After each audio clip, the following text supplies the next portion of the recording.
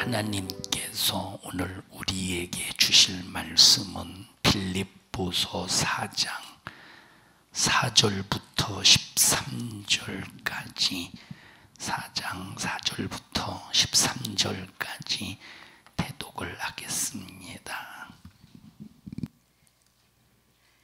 주 안에서 항상 기뻐하라. 내가 다시 말하노니 기뻐하라. 너희 관용을 모든 사람에게 알게 하라. 주께서 가까우시니라. 아무것도 염려하지 말고 오직 모든 일에 기도와 간구로 너희 구할 것을 감사함으로 하나님께 아뢰라. 그리하면 모든 지각에 뛰어난 하나님의 평강이 그리스도 예수 안에서 너희 마음과 생각을 지키시리라. 정말로 형제들아, 무엇에든지 참되며 무엇에든지 경건하며 무엇에든지 옳으며 무엇에든지 정결하며 무엇에든지 사랑할 만하며 무엇에든지 칭찬할 만하며 무슨 덕이 있든지 무슨 기림이 있든지 이것들을 생각하라. 너희는 내게 배우고 받고 듣고 본 바를 행하라. 그리하면 평강의 하나님이 너희와 함께 계시리라. 내가 주 안에서 크게 기뻐함은 너희가 나를 생각하던 것이 이제 다시 싹이 나미니 너희가 또한 이를 위하여 생각은 하였으나 기회가 없었느니라. 내가 궁핍함으로 말하는 것이 아니라 어떠한 형편에든지 내가 자족하기를 배웠노니 내가 비천에 처할 줄도 알고 풍부에 처할 줄도 알아. 모든 일에 배부르며 배고픔과 풍부와 궁핍에도 일체의 비결을 배웠노라. 내게 능력 주신 자 안에서 내가 모든 것을 할 수 있느니라. 아멘. 아멘.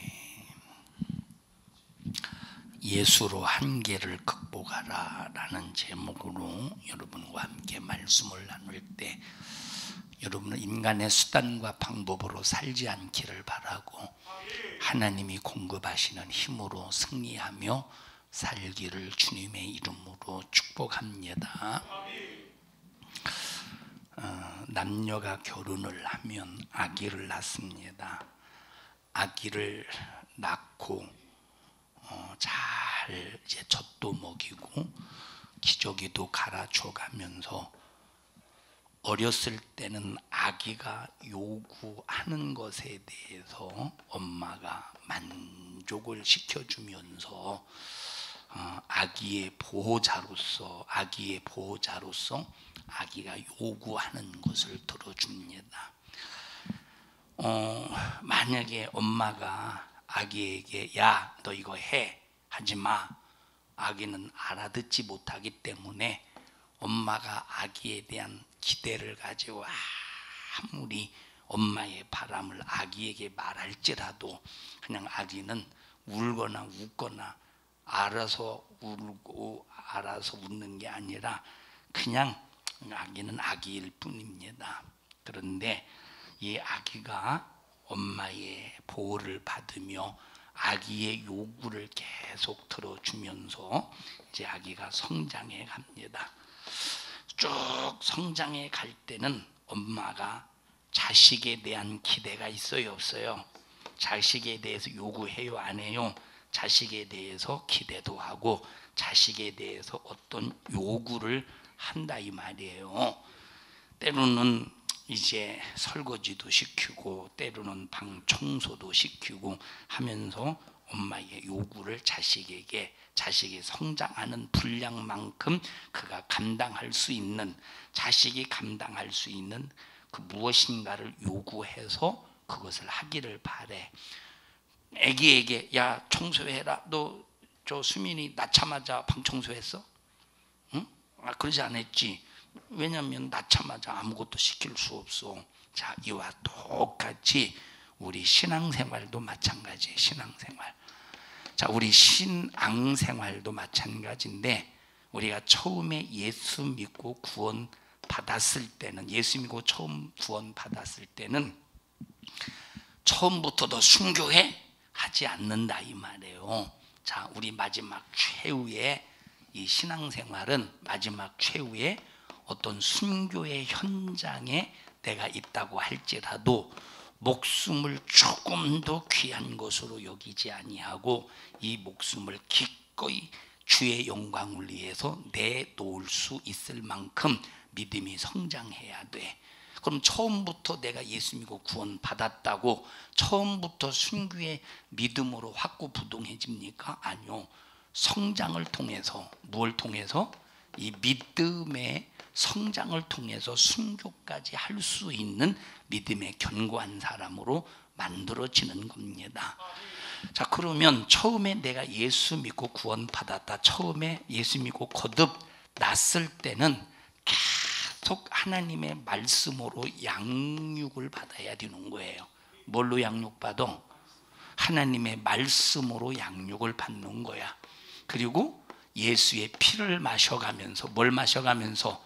예수의 피를 마셔가면서 예수의 피로 죄를 씻으면서 하나님의 말씀을 양육받으면서 이제 내 몸에 말씀과 예수의 피를 꽉 채워가는 이 성장의, 믿음의 성장의 과정을 통해서 여기까지 온다 이 말이에요.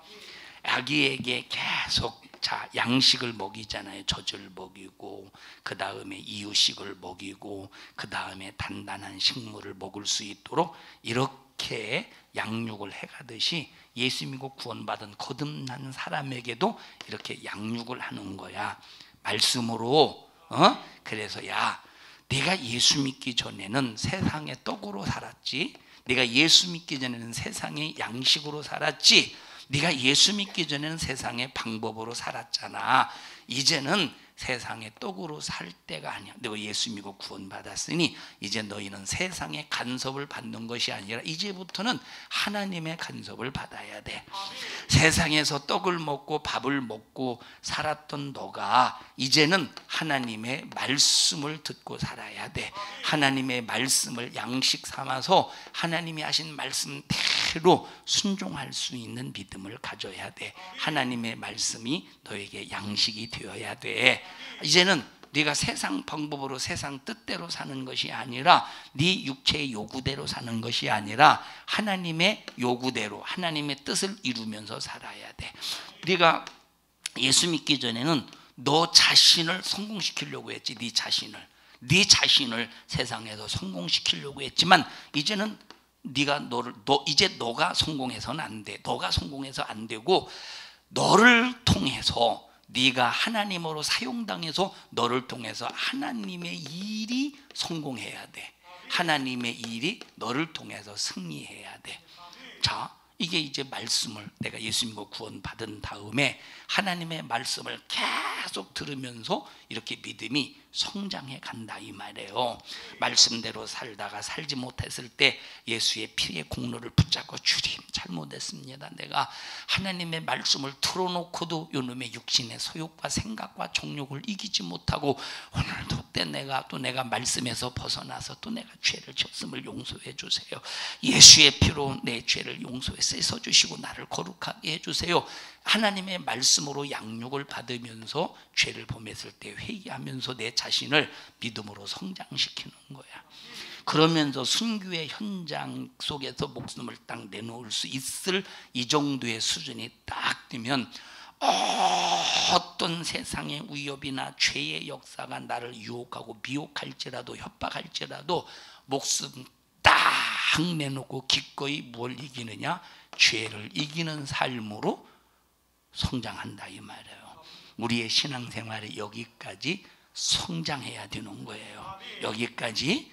자, 그러면 여기까지 내 믿음이 성장할 때 이것은 인간의 한계로 이것은 만약에 인간의 한계를 가지고 있는 한계, 두 개, 세 개 말고 자, 한계를 가지고 있는 인간의 힘으로는 여기까지 절대 성장할 수가 없다는 거야. 여기까지는 절대 성장할 수 없어. 그래서 내가 예수 믿고 구원받는 때부터 여기 순교의 믿음까지 이렇게 성장하는 우리의 신앙생활에는 반드시 성령 하나님께서 개입하셔야 된다 이 말이에요. 누가 개입하셔야 돼? 성령 하나님께서 개입하셔야 돼.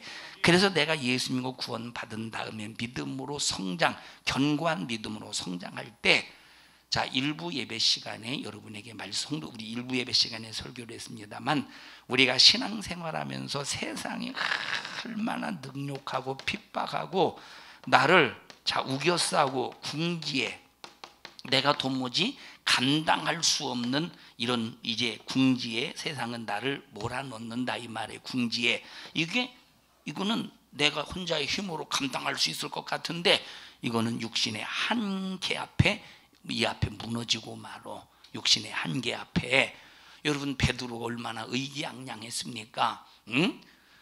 자, 맞춰보세요. 닭이 3번 울기 전에 베드로가 부인했대. 맞아요, 틀려요? 여기 함정에 많이 빠져서 많이 틀렸더라고요, 성경 퀴즈에. 성경 퀴즈 제 문제 잘 냈죠. 내가 생각해도 너무 잘 냈어. 닭이 3번 울기 전에 부인한 것이 아니라 닭이 울기 전 베드로가 3번 부인했어요. 네? 자, 그렇게 당당했다니까 베드로가. 예수님께서 베드로에게 야, 너 닭 울기 전에 3번 나를 부인하리라 할 때, 예수님 무슨 말씀입니까? 난 절대 예수님을 부인하지 않습니다. 호언 장담했지만 막상 가야바의 안뜰에서 신문을 받고 있는 그 예수를 저 가야바 뒷뜰에서, 바깥뜰에서 이렇게 물끄러미 바라볼 때 얼마나 이 유대인들이, 유대 백성들이 얼마나 기세등등하게 예수를 십자가에 못 박아 죽여야 된다고 하는 그런 판결을 내리기까지 얼마나 그 분위기가 살벌합니까? 호언장담했던 베드로, 이 살벌한 분위기 앞에 기가 팍 죽어서 예수님을 3번 부인하고 마지막 3번째 부인할 때는 내가 저주하고 맹세코 저 예수를 나는 도무지 모른다고 부인하고 말았다 이 말이에요. 능욕 앞에, 핍박 앞에, 우겨싸임 앞에. 여러분, 참 이것은 인간의 한계야. 호언 장담할지라도 이 한계를 딱 만나면 인간은 비굴해지게 되어 있어요. 한계를 딱 만나면 인간은 비굴해지게 되어 있다니까. 그런데 그렇게 호언 장담했던 베드로가 살벌한 현장에서 예수를 모른다고 3번씩이나 부인하고 저주하고 맹세코 부인했지만, 그러나 성령 받는 순간에 수많은 죽음의 고비고비, 예수 믿는 사람, 예수 믿는 도를 전하는 그런 이 예수의 제자들을 딱 잡는 순간 아주 죽이려고, 이제 죽이려고 혈안이 되어 있었던 유대 종교 지도자들, 그 앞에서도 당당하게 당신들이 예수를 죽였다, 하나님의 아들을 죽였다, 그 예수가 누구냐, 하나님의 아들, 우리의 구세주다 하고 당당하게 말할 수 있었던 거예요.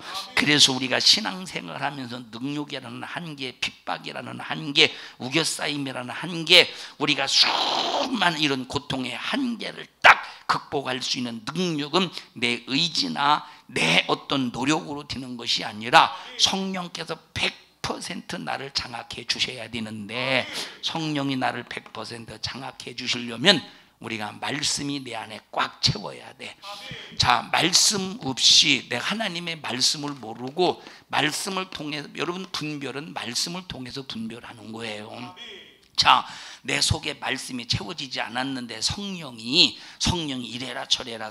여러분, 이것은 이 악한 귀신에게 속을 수 있는 상당히 위험한 겁니다. 말씀 모르고 기도만 해서, 말씀은 전혀 모르고 기도만 해서, 기도하면서 성령 이래라 저래라 해서 난 그대로 움직인다. 이것을 샤머니즘이라고 그러는 거예요.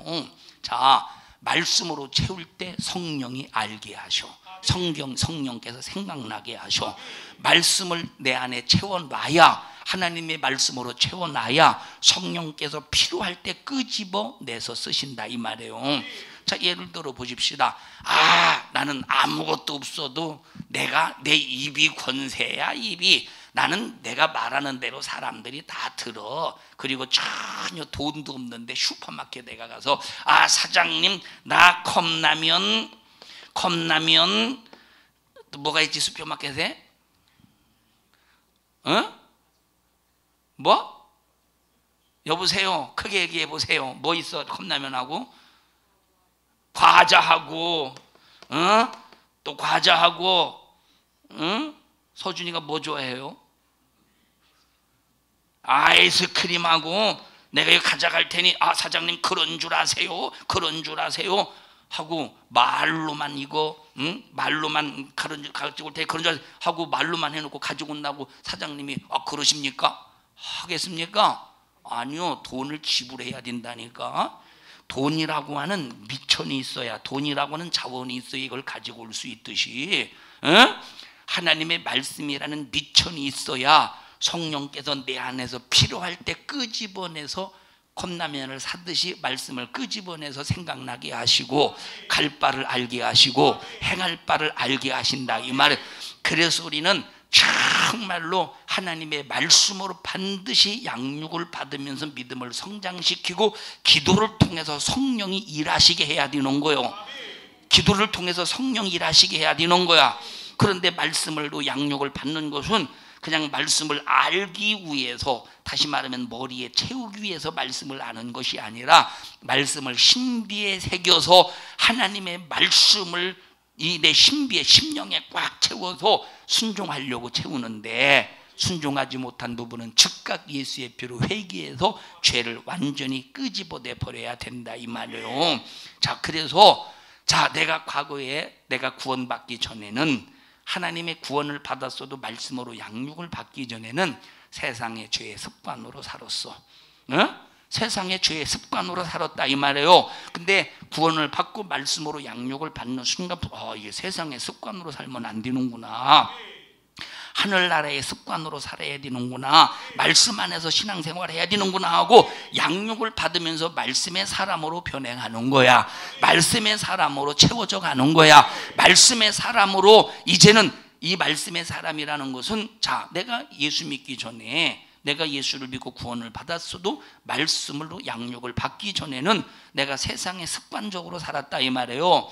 세상의 요구대로 살았어. 육신의 요구대로 살았어. 근데 말씀의 양육을 받는 순간부터는 누구의 요구대로 살아야 돼? 말씀의 요구대로 살게 된다 이 말이에요. 하나님의 요구대로 산다니까. 그래서 말씀을 양육받는 것은 하나님의 말씀의 요구대로 살려고 말씀을 공부하는 거예요. 근데 말씀을 들어놓고도 순종하지 않아봐. 이 사람이 무슨 여기 순교의 현장까지 가겠는. 이제는 여러분 지금 심각한 말세 치말의 때야. 잠시 후면 예수님이 오실 날, 언제 오실지는 알지 못하지만 그러나 예수님이 오실 날이 얼마 안 남은, 임박했다는 것을 우리 성경을 통해서 시대적인 현상을 비교해 볼 때 얼마 남지 않았다는 것을 진단해 볼 수 있다 이 말이에요.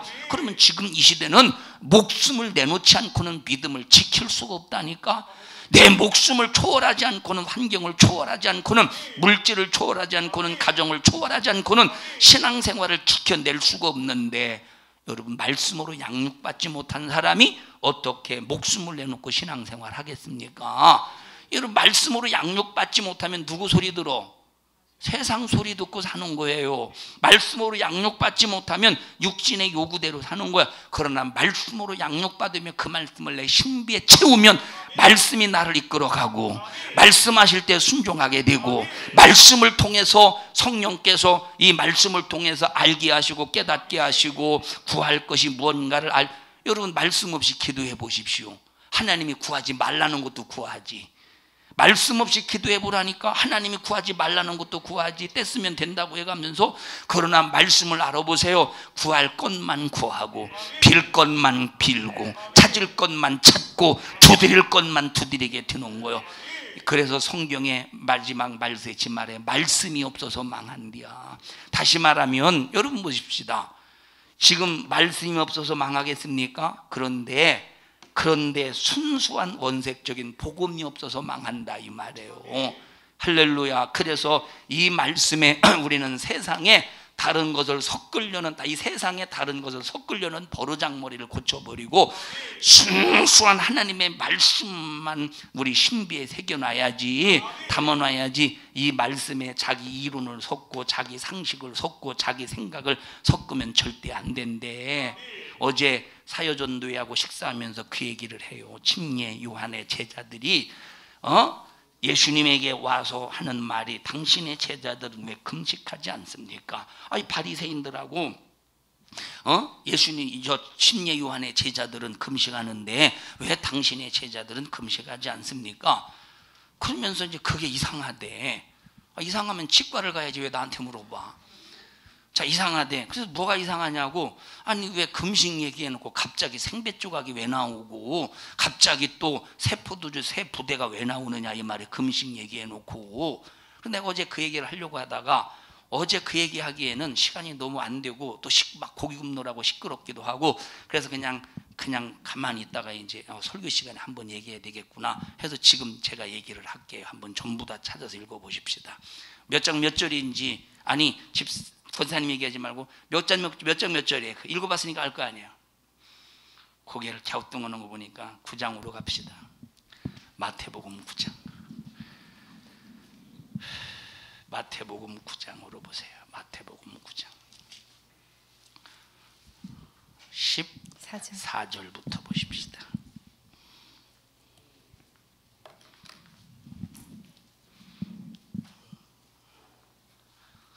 시작. 그때에 요한의 제자들이 예수께 나와 가로되 우리와 바리새인들은 금식하는데 어찌하여 당신의 제자들은 금식하지 아니하나이까? 자, 여기 그때에 라고 말했어요. 그때에. 그러면 여기서 그때라고 하는 것은 자 보십시다. 여기 바로 앞에 어떤 사건이 있죠? 예수님께서 마태의 집에서 제자들과 함께 식사할 때야. 근데 성경에서 그때라고 말할 때 이 특히 이제 마태복음에서 그때라고 말할 때 자, 우리가 이 예수님께서 마태의 집에서 제자들과 함께 식사하는 사건에 이어서 그때라고 할 수도 있지만 성경에서 그때라고 할 때는 이어지는 얘기로서의 그때에 이것도 있지만 그런데 많은 곳에서 이것과 전혀 상관없는 또 다른 장면을 연출할 때, 또 다른 장면을 기록할 때 이 장면이 바뀌는 현장에서 그때라는 말을 쓸 때도 있다 이 말이에요. 이해하셔요? 그래서 여기서 그때에는 마태의 집에서 예수님께서 식사하는 그것과 연계해서 그때인지 아니면 다른 그때인지는 몰라. 어쨌든 이제 그때요. 그때 언젠지 모르지만 그때래 그때. 자, 그 다음에 읽어보십시다. 지금 물어보는 거 요한의 제자들이 침례 요한의 제자들이 뭐라고 물어봐요? 예수께 나와 가로되부터 시작. 예수께 나와 가로되 우리와 바리새인들은 금식하는데 어찌하여 당신의 제자들은 금식하지 아니하이까? 바리새인과 누구는 금식한데 요한의 제자들은 금식하는데 왜 당신들은 금식하지 않습니까? 라고 이제 금식에 관해서 얘기를 한다 이 말이에요. 자, 그러면 여기서 금식이라고 할 때는 우리가 두 가지 의미에서 금식을 이해할 수 있습니다. 자, 하나는 성경에 보면 하나님께서 이스라엘 백성들에게 금식에 관해서 말씀하신 장면이 한 군데 있어요. 하나님이 금식에 관해서 말씀하신 장면이 찾을 수 있어요? 어디? 이사야 58장. 아니 그거 말고 그거는 이스라엘 백성들이 잘못 금식하고 있으니까 유대인들에게 금식은 이렇게 하는 거야 하고 제대로 된 금식을 알려주는 것이고 레위기로 한번 가보십시다. 레위기 23장으로 한번 가보셔요.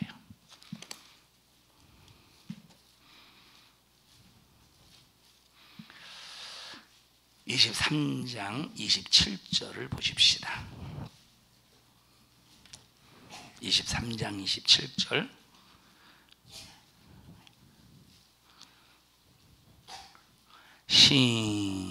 시작. 7월 10일은 자 보세요. 이스라엘 백성들에게 7월 10일은 언제라고 그랬지? 우리가 절기 때 보면 대속죄 제일이다 이렇게 말했어요. 그죠? 7월 10일은 대속죄 제일이야. 다시 말하면 속죄 제일이다 이 말이에요. 그 다음 읽어보십시다. 시작. 너희에게 성해라. 너희는 스스로 괴롭게 하며 여호와께 화제를 드리고. 자, 스스로 어떻게 하래? 스스로 괴롭게 하래. 스스로 괴롭게 하라. 여기 괴롭게 하라는 말은 절제하다, 뭐 근신하다 이런 의미가 있고, 스스로 괴롭게 하라라고 하는 이 원어의 뜻은 금식하다라고 하는 의미가 있다 이 말이에요. 하나님께서 이스라엘 백성들에게 이 금식에 관해서 한 번 말씀하셨는데 바로 여기 레위기 23장 27절에 있는 말씀이라 이 말이에요. 자, 그리고 여기서는 이게 이 1번에 해당되는 금식인지 제가 지금 설명하려고 한 2번에 해당되는 금식인지는 몰라. 여기서는 그걸 다뤄주지 않았기 때문에. 자, 두 번째 금식은 유대인들이 자발적으로 하는 금식인데, 자, 자기 자신들을 절제하기 위해서, 이건 하나의 금욕주의적인 생활을 했다 이 말이 바로 유대인들이 금욕주의적인 생활을 했어. 그래서 이 금욕주의적인 생활의 한 방편으로 이들이 날짜를 정해놓고 금식을 했는데, 언제 금식을 했느냐면 월요일과 매주 월요일과 목요일에 정해서, 날짜를 정해서 금식을 했다 이 말이에요. 이것은 1번은 하나님의 말씀에 의한 금식이고, 2번은 어떤 금식이야? 하나님의 말씀과 상관없이 그냥 자기들 스스로 금식, 자기 스스로 절제하기 위해서, 금욕하기 위해서 했던 뭐요? 금식이라 이 말이에요. 자, 그런데 어쨌든 간에 1번에 해당되는 금식이든 2번에 해당되는 금식이든 지금 요한의 제자들이 예수님께 와서, 예수님, 우리는 바리새인들은 우리들은 금식하는데 왜 당신의 제자는 금식하지 않습니까? 라고 물어봤다 이 말이에요. 그때 예수님께서 뭐라고 말씀하셨습니까? 자, 잔치집에서 신랑과 함께 있을 때, 마태복음으로 다시 가보십시다. 마태복음 9장으로.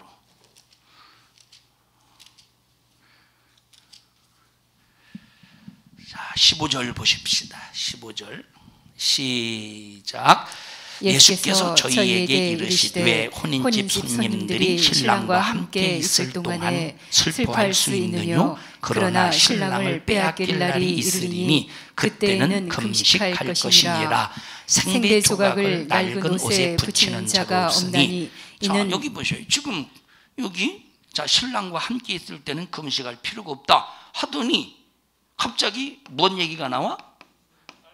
생배 조각, 낡은 배 조각 이 얘기가 나오네. 새 포도주는 새 부대 얘기가 나오네. 생뚱맞죠. 어떻게 보면 생뚱맞잖아. 근데 이것은 생뚱맞은 게 아니라 이것은 이 금식, 이건 금식과 예수님이 이 지금 생배 조각, 낡은 새 포도주 새 부대는 생뚱맞은 사건으로 전개시키는 것이 아니라 이것은 흐름으로, 한 가지 흐름 속에서 하나의 말씀을 하고 계시다 이 말이에요. 자, 다시 한번 또 읽습니다. 16절 읽습니다. 시작. 생배 조각을 낡은 옷에 붙이는 자가 없나니 이는 기운 것이 그 옷을 당기어 헤어짐이 더하게 됨이요. 새 포도주를 낡은 가죽 부대에 넣지 아니하나니 그렇게 하면 부대가 터져 포도주도 쏟아지고 부대도 버리게 됨이라. 새 포도주는 새 부대에 넣어야 둘이 다 보존되느니라. 이렇게 말했어요. 그러면 이 의미가 뭐냐? 한마디로 말하면, 자, 예를 들어 보십시다. 1번에 해당되는 금식을 했다고 해보십시다. 1번에 해당되는 금식을 했다고 해보세요. 그런데 보세요. 우리의 구원은 금식으로 이루어지는 게 아니야. 우리의 구원은 뭐로 이루어지는 게 아니에요. 금식으로 이루어지는 게 아니야. 근데 여기 왜 금식하라고 말했느냐? 여기 죄를 속하기 위해서 금식하라는 것이 아니라 네 죄로 말미암아 너의 죽음이, 너의 사망이 얼마나 크냐, 네 죄 때문에 금식하라는 거야. 금식해야 구원받는다는 소리가 아니에요. 네 죄 때문에 죄 때문에 가슴을 치라는 거야. 이 죄로 네가 죄를 이기지 못한 것 때문에 가슴 아파하라. 금식을 하면서 가슴 아파하라 이 말이에요.